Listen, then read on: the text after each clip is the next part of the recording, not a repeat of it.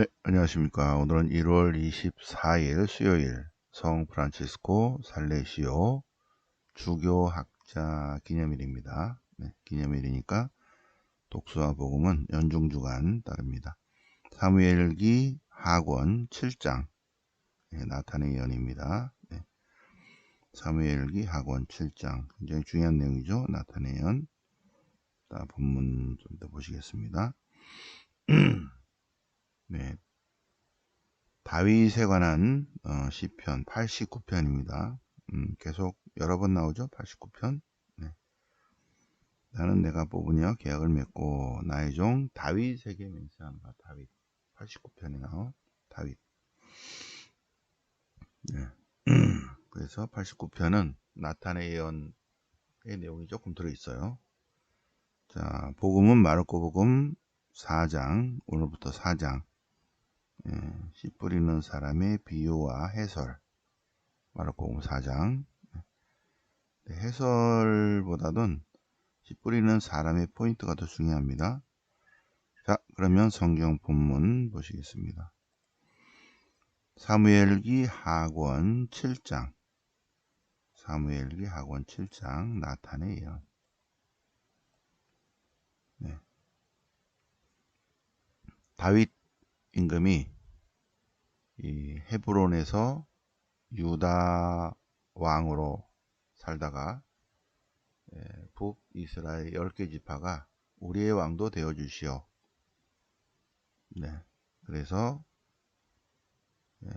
유다의 왕관을 먼저 쓰고 그 다음에 3년 반 있다가 이스라엘의 왕관도 씁니다. 그래서 12부족의 통일 왕이 되는 거죠. 그래서 수도를 여부수족들이 사는 여루샬롬, 예루살렘을 정합니다. 네. 그러니까 남의 땅이죠, 그죠? 남의 땅. 그래서 포위를 해서 점령을 합니다. 네, 그 내용은 또 수업 시간에 하고요. 그래서 예루살렘을 12부족의 이제 수도로 정하고 12부족이 아무데도 속하지 않은 땅입니다. 예, 수도를 정하고 그 다음에 계약계를 모셨죠. 그죠? 예. 그래서 예루살렘 아래쪽으로 위에 성전산이 있고 아래쪽으로 다윗 궁을 졌는데 그 앞에다가 주님의 계약궤를 모셨습니다. 성막에다가. 자, 7장 1절. 임금이 자기 궁에 자리 잡고 했는데 임금이 나탄 예언자한테 나는 이렇게 궁에 사는데 주님은 저렇게 텐트에 사네요. 네? 텐트에 머무르고 있습니다. 주님이 집을 좀 줬으면 좋겠습니다. 나탄이 임금에게 좋을 대로 하십시오. 그날 밤에 주님의 말씀이 나탄에게 내렸습니다. 가서 나의 종 다윗에게 가서 이렇게 말해라. 네가 내 살 집을 짓는다고? 내가 살 집을 다윗이 짓겠다는 말이냐? 예. 내가 언제 집 지어달라고 그랬어? 이집트에서 히브리인들을 데리고 올 때부터 어떤 집에 산 적이 없다. 항상 어떻게 했다? 텐트 안에서 천막과 성막 안에 있으면서 옮겨 다녔다. 그죠? 네. 네. 출애굽의 하나님께서 모세를 통해서 히브리인들을 빼내오고 탈출시키고 시나이 산에서 계약을 맺고 그리고 약속의 땅으로 움직이면서 하나님이 계속 움직이는 하나님이었어요. 그래서 텐트 안에 계셨어요. 그리고 여러 곳을 옮겨 다니면서 이스라엘의 어느 지파에게 집 지어 달라고 한 적 있냐? 그런 적 없다. 만군의 주님이 이렇게 말한다. 목동이었던 양떼를 따라다니던 데이빗을 목장에서 데려다가 이스라엘의 영도자로 세웠다. 그리고 항상 함께 있었다. 그래서 위대한 왕으로 만들어 주었다. 그리고 수도를 정하게 하고 평온하게 해주었다. 평온하게 해주었다. 이제 주님인 내가 다윗에게 다윗 집안이 영원하리라고 선언한다. 때가 되면 다윗의 후손을 주님이 일으키시고 다윗의 후손의 왕자를 튼튼하게 하겠다. 그가 주님의 이름을 위하여 주님의 집을 짓고 그리고 주님은 다윗의 왕자를 영원하게 하리라. 영원히 튼튼하게 할 것이다. 다윗 집안과 다윗의 왕자가 주님 앞에서 영원히 굳건해지고 영원히 튼튼하게 될 것이다. 라는 나탄의 예언입니다. 나탄이. 그래서 나탄은 이 모든 말씀을 환시를 다윗에게 전했다. 그러자 다윗이 감사기도를 합니다. 다윗의 감사기도. 자, 다윗의 감사기도의 내용은 무슨 내용이다? 신명기 신학자들이 하고 싶은 얘기를 하고 있다. 자, 사무엘기 학원이니까 보세요. 사무엘기 학원 7장. 엘리야, 엘리사, 호세의 영향을 받은 북부 예언자 전통을 이어받은 개혁가들이 신명기 법전을 만들었습니다. 신명기 12에서 26 원신명기입니다. 그런데 부왕국이 멸망하면서 원신명기를 721년에 예루살렘 성전에 갖다 놨고 100년 후에 원신명기가 신명기 법전이 발견되었어요. 622년에 요시야 시대, 요시야 왕.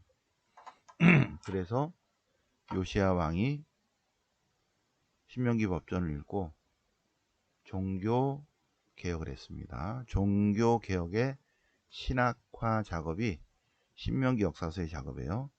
그래서 이 원신명기 뒤로 여호수아기, 한관기, 사무엘기, 열왕기를 편집했어요. 편집하도록 이제 지시를 내렸죠. 요시야 시대 622년부터 609년까지입니다. 신명기 정치를 가진 사람들이 여호수아기, 판관기, 사무엘기 7장을 편집합니다. 많은 자료를 모아가지고 다윗 전승에 관한 자료를 모아서 이제 다윗의 감사기도, 다윗이 감사기도를 한다. 이 안에 신명기 신학을 다 넣어놨죠. 네, 감사기도와 또 어떤 사람의 기도와 감사기도와 유언 이런 것들은 신명기 신학자들의 그 성경을 편집한 사람들의 사상이 들어가 있습니다. 주로. 자, 다윗이 기도할 때 신명기 신학자 그 옆에서 적은 게 아니잖아요. 그죠? 이렇게 했을 것이다. 그죠? 다윗 임금이 주님께 나아가서 주님 제가 누구이기에 제 집안이 무엇이기에 이렇게 축복해 주십니까? 네.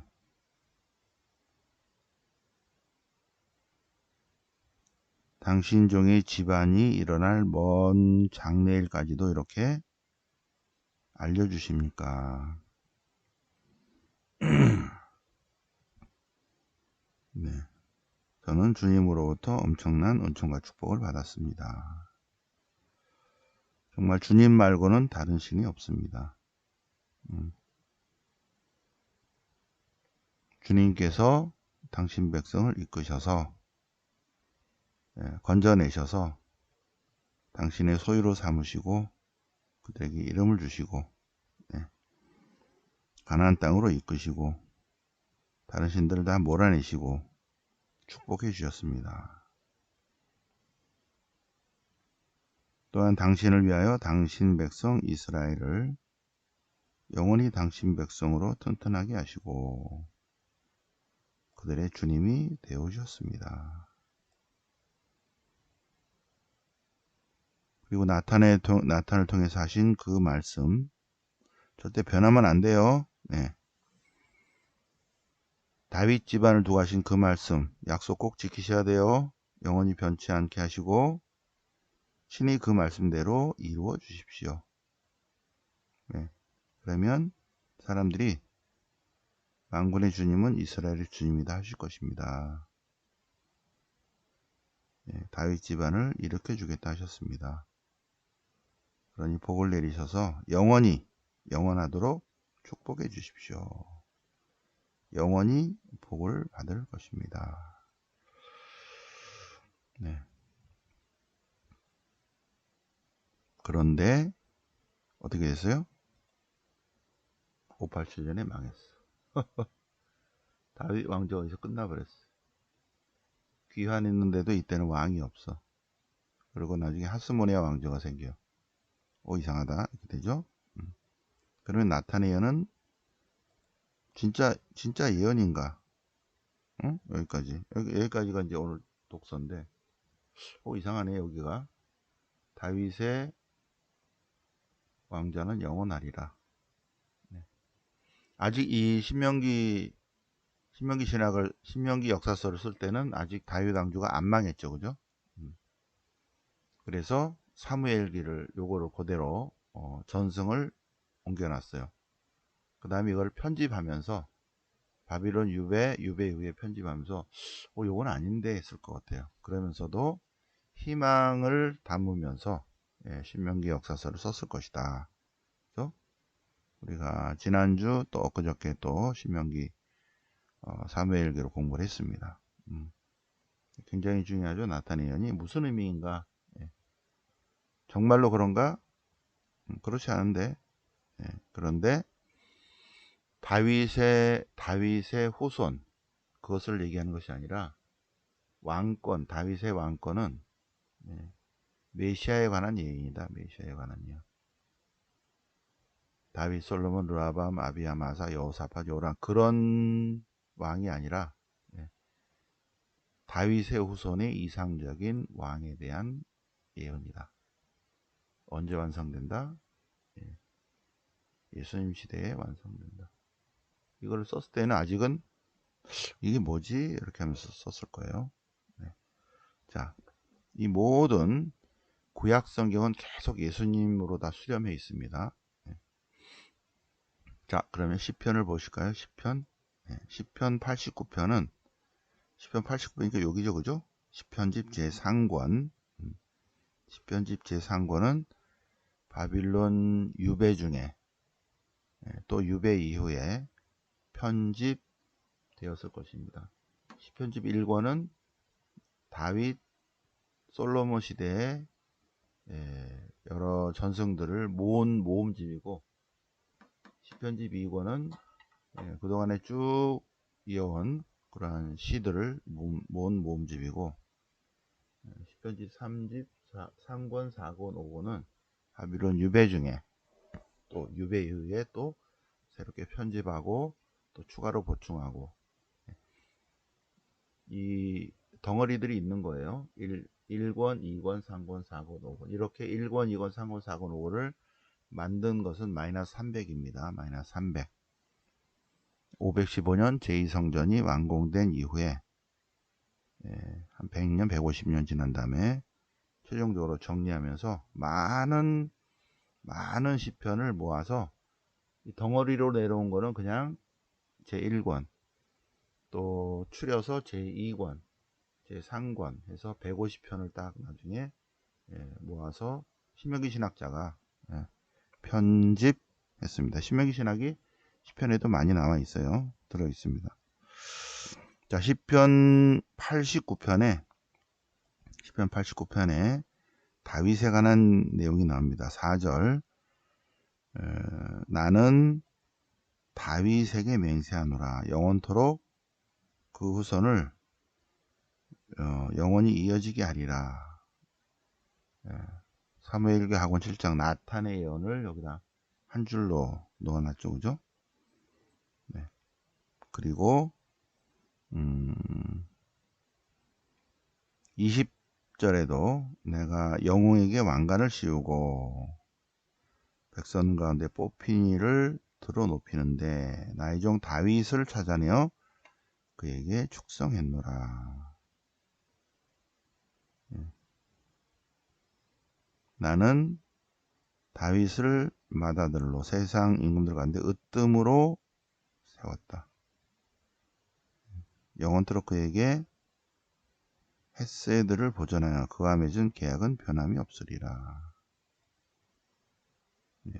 그의 후손들은 길이길이 그의 왕좌는 하늘의 날수만큼 이어지리라. 나는 결코 다윗을 속이지 않고 내가 먼저 약속을 깨뜨리지 않으리라. 다윗의 후손은 영원하리라. 그의 왕좌는 태양같이 항상 있으리라. 변하지 않으리라. 네. 다윗에 관한 내용. 근데 여기 이제 39절에 그러나 여기서부터 이제 반전이죠. 그죠? 자, 여기까지입니다. 여기까지. 오늘의 시편은 다윗에 관한 거 89편이에요. 89편 보도록 하시고요. 독서하고 복음은 연결 안 됩니다. 오늘 복음은 그냥 마르코 복음 4장. 독서는 독서고 시편은 독서하고 연결돼 있고 복음은 복음대로 그냥 어저께는 3장 맨 마지막에 했으니까 이제 오늘 4장으로 넘어가요. 씨 뿌리는 사람의 비유입니다. 씨 뿌리는 사람의 비유. 마태복음 13장에도 있죠. 자, 예수님께서 비유로 말씀하시는데 씨 뿌리는 사람에 관한 예수님의 비유 말씀입니다. 그래서 이거를 포인트를 어디에 둬야 되는가? 세 가지. 씨 뿌리는 사람이 있고, 두 번째 씨가 있고, 세 번째 땅이 있습니다. 씨 뿌리는 사람, 두 번째 씨, 땅. 어떤 얘기를 하고 있는가? 예수님은 사람 얘기를 했어요. 사람. 네. 씨 뿌리는 사람이 씨를 뿌리는데 그 씨가 이러저러한 땅에 떨어졌는데, 그런데 씨 뿌리는 사람 항상 어떤 희망을 갖는다? 좋은 땅에 떨어져서 100배 열매를 맺기를 희망한다. 희망하는 마인드다. 그런데 지자들이 비유로 말씀하신 이유를 비유 왜 자꾸 비유로 말씀하십니까? 그러니까 예언서에 이 백성들이 영 현찮아서 봐도 못 알아보고 들어도 깨닫지 못하게 하려고 한다는 예언서의 말씀을 이용하면서 그러려고 한 거다. 그러면서 씨 뿌리는 사람의 비유를 설명했는데 이 비유의 설명은 땅이에요. 땅. 그죠? 씨 뿌리는 사람이 씨를 뿌리는데 이 땅 저 땅인데 이 땅이 씨가 길바닥에, 두 번째 돌밭에, 세 번째 가시덤불에, 그리고 좋은 땅에. 그죠? 땅이 어디냐? 땅이 길바닥이냐, 돌밭이냐, 가시덤불이냐, 좋은 땅에 따라서 달라졌다는 것인데 예수님의 원래 비유 말씀은 사람에 관한 얘기입니다. 씨 뿌리는 사람. 그 사람은 희망의 메시지를 갖고 있다. 그래서 여기는 그냥 참고하시고요. 핵심은 씨 뿌리는 사람에 비유해서 사람이다. 사람이냐, 씨냐, 땅이냐. 이거는 비유 해설은 초대교회 해설이고 예수님께서는 말씀하시는 거는 농심을 말씀하셨을 것이다. 농심, 씨 뿌리는 사람의 마음. 자, 그러면 교황님의 문헌에서 32항 주님의 기도를 보실까요? 주님의 기도. 자, 주님의 기도를 보면 이 성경 말씀에 귀 기울이고 그 신비에 집중한 다음에 신비를 이렇게 하고 주님의 기도 성모성 10번 이렇게 하는 거예요. 주님 신비. 근데 그 신비는 우리의 모든 마인드를 하느님께로 집중하게 한다. 그런데 예수님께서 모든 신비를 하느님께로 이끌어 주신다. 예수님은 항상 하느님을 향해 있다. 하느님을 향해 있다. 그래서 우리가 하늘에 계신 우리 아버지 하면은 예수님께서 우리의 지향을 하느님의 내밀한 친교 안으로 우리를 이끌고 가신다. 주님의 기도하는 동안에. 그리고 예수님께서는 우리를 당신의 형제 자매로 또 우리끼리 서로 사랑하는 형제 자매가 되게 하신다. 그래서 주님의 기도 주님의 기도가 굉장히 중요하다. 그죠? 신비를 하고 주님의 기도를 하고 성모성 10번 하는 그 주님의 기도는 주님께서 기도하시면서 신비 쪽으로 우리를 이끌어 가신다. 왜? 주님이 항상 하느님을 향해 있기 때문에 우리를 그 신비 안으로 이끌고 가신다. 네. 그리고 10번의 성모성 10번의 성모성의 앞부분에 있죠. 은총이 가득하신 마리아님 기뻐하소서 주님께서 함께 계시 여인 중에 복되시며 태중의 아들 예수님 또한 복되시나이다. 네, 이 전반부는 가브리엘 천사와 엘리사벳 성녀가 성모님께 드리는 말씀에서 나온 거죠. 그죠? 그래서 앞에 부분은 기쁨, 경탄, 강생을 바라보며 느끼는 기쁨을 드러내고 있다. 기쁨. 그래서 성모성의 방법은 하느님의 기쁨, 하느님의 경탄에 동참하는 것이다. 그리고 성모성 전반부의 맨 끝에 예수님의 이름이 나옵니다. 예수님의 이름. 은총이 가득하신 마리아님 기뻐하소서 주님께서 함께 계신 여인 중에 복되시며 태중의 아들 예수님이 나옵니다. 태중의 아들 예수님. 네. 그래서 전반부를 마무리하는 예수님의 이름이 있는데 네. 우리가 너무 급하게 하면 이를 놓칠 수가 있다는 거죠. 예수님의 이름은 예수님의 신비를 강조한 것이다. 예수님의 이름, 예수님 그리스도의 이름 집중해야 된다. 집중해야 된다. 사람에게 주신 이름 가운데 우리를 구원할 수 있는 유일한 이름은 예수님의 이름이다. 그래서 예수님의 이름을 성모님 이름과 함께 되풀이해서 부른다. 굉장히 중요하다. 은총이 가득하신 마리아님 기뻐하소서 주님께서 함께 계신 여인 중에 복되시며 태중의 아들 예수님 또한 복되시나이다. 예수님. 성모님의 이름과 예수님의 이름을 함께 부르면서 예수님의 삶 안으로 들어간다. 그리고 성모성의 후반부는 천주의 성모만 이자 저희 줄 때 저희 죄인을 위하여 빌어주십시오. 성모님의 전구.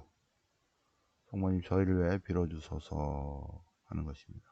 성모님 저희를 위하여 빌어주소서. 네. 성모님은 테오토코스 하나님의 어머니시다. 테오토코스. 자, 그래서 묵주기도의 가장 중요한 것은 신비고 신비와 신비 사이에서 그 신비를 깊이 묵상하게 하는 방법론이 주님의 기도를 한 번 하고 그 다음에 성모성을 10번 하는 건데 그런데 이 주님의 기도를 처음에 하는 것은 주님이 기도예요. 주님께서 우리에게 가르쳐 주신 기도. 그런데 예수님은 항상 하느님을 향해 있고 우리를 하느님께로 이끌어주고 우리를 당신의 형제 자매로 삼으시고 또 우리끼리 서로 형제 자매가 되게 하고 그래서 신비로 이끌어주는 주님의 기도를 먼저 하고 성모성 10번 하는데 성모성이 두 파트로 나뉘는데 앞부분은 기쁨, 경탄이다. 경탄. 그거는 하느님의 경탄에 동참하게 한다. 그리고 또 하나는 놓칠 수 있는데, 예수님이라는 그 이름, 예수님의 이름, 예수님의 이름을 관상하라. 깊이 관상하라. 예수님의 이름과 예수님의 신비에 대한 강조를 하고 있다. 우리를 구원할 수 있는 이름은 오직 그리스도 예수님 뿐이시다. 예수님이시다. 예수님만이 우리를 구원하신다. 이 이름을 성모니 이름과 함께 부른다. 10번이나 반복한다. 그리고 10번이나 반복하는 성모성의 후반부는 성모님 저희를 위하여 빌어주십시오.